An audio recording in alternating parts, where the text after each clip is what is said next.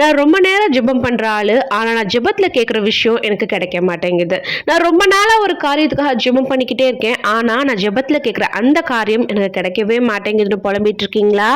அப்போ இந்த வீடியோ உங்களுக்காக தான். இந்த வீடியோ மூலியமா ஏசப்பா உங்ககிட்ட தான் பேசணும்னு நினைக்கிறாங்க. என்ன பேச போறாங்க அப்படிங்கறத இந்த வீடியோ ஃபுல்லா பார்த்து தெரிஞ்சுக்கலாம். Hi friends, welcome to mount of the Christ. My God is so big and so strong and so நம்ம எல்லாருமே ப்ரேயர் பண்ணுறோம். ஆனால் எப்படி ப்ரேயர் பண்ணணும், எப்படிப்பட்ட ப்ரேயர் கர்த்தருக்கு பிரியமாக இருக்குன்றதை நம்ம நிறைய பேர் மறந்து போயிடுறோம். ஸோ மத்தேயு 6வது அதிகாரத்திலே நம்ம எப்படி ப்ரேயர் பண்ணணும்னு ரொம்ப அழகாக சொல்லியிருக்காங்க. அதை நான் ஒரு 6 பாயிண்ட்டாக உங்ககிட்ட கொண்டு வந்திருக்கேன். இப்படிப்பட்ட ஜெபம் கர்த்தரால் உடனே கேட்கப்படுற ஜெபமாக இருக்குது. ஸோ ஒன்றுனா பார்த்தலாம். ஃபர்ஸ்ட் பார்த்தீங்க அப்படின்னா, நம்ம கர்த்தர்கிட்ட ரகசியமான இடங்களில் உட்காந்து ஜெபிக்கணும். மத்தேயு 6வது அதிகாரம் 6வது வசனத்தை நீங்கள் வாசித்து பார்த்தீங்கன்னா தெரியும். நீயோ ஜெபம் பண்ணும்போது உன் அறை வீட்டில் பிரவேசித்து உன் கதவை பூட்டி அந்தரங்கத்தில் இருக்கிற உன் பிதாவை நோக்கி ஜெபம் பண்ணு. அப்பொழுது அந்தரங்கத்தில் பார்க்கிற உன் பிதா வெளியரங்கமாய் உனக்கு பதில் அளிப்பார். இப்போ நம்ம ஹஸ்பண்ட் பார்க்கணும், நம்ம ஒய்ஃப் பார்க்கணும், நம்ம பெற்றவங்க பார்க்கணும், நம்ம பாஸ்டர் பார்க்கணும்னு நீங்கள் அவங்க முன்னாடி ஜெபம் பண்ணீங்கன்னா உங்கள் ஜெபத்துக்கு யூஸே கிடையாது. நீங்கள் எதுக்கு ஜெபிக்கிறீங்க? அந்த இடத்துல அவங்க பார்க்கணும், அவங்க பார்த்து மரியாதை கொடுக்கணும், இல்லைன்னா சந்தோஷப்படணும்னு ஜெபிக்கிறீங்கன்னா ஸோ அந்த ஜெபத்துக்கான பதில் மனுஷங்கள்ட்ட உங்களுக்கு வந்துருச்சு. பட் கர்த்தருக்கு உங்கள் ஜெபம் போய் சேரணும்னா அப்போ நீங்கள் ரகசியமாக ஒரு கதவை பூட்டி நீங்களும் கர்த்தரும் மட்டும்தான் இருக்கணும். அப்படிப்பட்ட ஜெபம் தான் கர்த்தருக்கு பிரியமாக இருக்குது.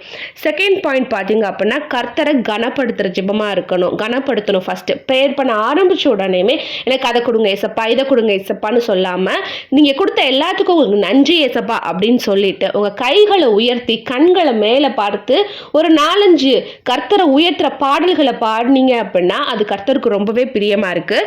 மத்தேயு 6வது அதிகாரம் 9வது வசனத்தை வாசிச்சு பாருங்களேன். நீங்கள் ஜெபம் பண்ண வேண்டிய விதமானது, பரமண்டலங்கள் இருக்கிற எங்கள் பிதாவே உம்முடைய நாமம் பரிசுத்தப்படுவதாக அப்படின்னு போட்டிருக்குங்க. 3வது விஷயம், நீங்க ஜெபம் பண்ணும்போது உங்களுடைய ஆசைகளை கர்த்தர்கிட்ட அர்ப்பணிக்கணும். நம்ம ஜெபம் பண்றது கர்த்தரை நம்ம இஷ்டத்துக்கு இழுத்துட்டு வர ஒரு காரியமா இருக்காது, இருக்கவும் கூடாது. ஜெபம் அப்படிங்கிறது கர்த்தருடைய சித்தத்துக்கு நம்மளுடைய இதயத்தை நம்ம விட்டு கொடுக்கறதா இருக்கணும். அப்படிப்பட்ட ஜெபம் தான் ரொம்பவே பவர்ஃபுல்லான ஜெபமா இருக்கு. ஸோ மத்தேயு 6வது அதிகாரம் 10வது வசனத்தை வாசிச்சு பார்க்கலாம். உம்முடைய ராஜ்யம் வருவதாக, உம்முடைய சித்தம் பரமண்டலத்திலே செய்யப்படுகிறது போல பூமியிலும் செய்யப்படுவதாக. ஏசப்பா எனக்கு இந்த விஷயம் வேணும், ஆனாலும் ஏன் சித்தப்படி இல்லை ஏசப்பா உங்க சித்தப்படின்னு உங்களை விட்டு கொடுத்து ஜெபம் பண்ணி பாருங்க. 4வது காரியம், உங்களுடைய வேண்டுதல்களை தாழ்மையாக கர்த்தர் முன்னாடி எடுத்து வைங்க. நம்மளுக்கு என்ன வேணும்னு நம்ம சொல்கிறதுக்கு முன்னாடி நம்ம ஏசப்பாக்கு தெரியும். ஆனால் நம்மளோட ஜெபம் எப்படிப்பட்ட ஜெபமாக இருக்கணும் அப்படின்னா, பூரணமான விசுவாசம் உங்களுக்கு கர்த்தர் மேலே இருக்கணும். நீங்கள் ஒரு விஷயத்தை ஜெபத்தில் கேட்குறப்போ கண்டிப்பாக அதை ஏசப்பா கொடுப்பாரு அப்படிங்கிற ஒரு நம்பிக்கை இருக்கணும். நீங்கள் பயப்படாமல் விசுவாசிச்சிங்கன்னா நீங்கள் ஜெபத்தில் கேட்குறத கண்டிப்பாக ஏசப்பா கொடுப்பாரு. மத்தேயு 6வது அதிகாரம் 11வது வசனத்தை வாசிச்சு பார்க்கலாம். எங்களுக்கு வேண்டிய ஆகாரத்தை எங்களுக்கு தாரும். 5th பாயிண்ட் பார்த்தீங்க அப்படின்னா, நம்ம ஜெபம் பண்ணுறப்ப ஃபஸ்ட்டு நீங்கள் பண்ண தவறுகளில் கர்த்தர்ட்ட அறிக்கையிட்டு உங்களால் மன்னிக்க முடியாத, உங்களுக்கு எதிராக தப்பு செஞ்சுருப்பாங்க இல்லையா, அவங்கள நீங்கள் மன்னிங்க. நம்ம ப்ரேயர் அப்படிங்கிறது நம்மளோட இதயத்தை தூய்மைப்படுத்துகிற ஒரு ப்ராசஸாக இருக்குது. ஸோ அந்த இடத்துல உங்களுக்கு ரொம்ப பாரமாக இருக்க விஷயங்களை கர்த்தர்கிட்ட சொல்லிட்டு ஏசப்பா இதை நீங்கள் பொறுப்படுத்திக் கொள்ளுங்க, என்னால் அதை முடியாதுன்னு நீங்கள் கொடுத்துட்டு வந்துடுங்க. இந்த மாதிரி நீங்கள் ஜெபிக்கிறப்ப உங்கள் லைஃப்பில் பாதி பிரச்சனை குறைஞ்சிருங்க. மத்தேயு 6வது அதிகாரம் 12வது வசனத்தை வாசிச்சு பார்க்கலாமா? எங்கள் கடனாளிகளுக்கு நாங்கள் மன்னிக்கிறது போல எங்கள் கடன்களையும் எங்களுக்கு மன்னியும். 6th பாயிண்ட் பார்த்தீங்கன்னா, நம்ம லைஃப்பில் நமக்கு நிறைய நேரங்களில் சலனம் ஏற்படலாம்.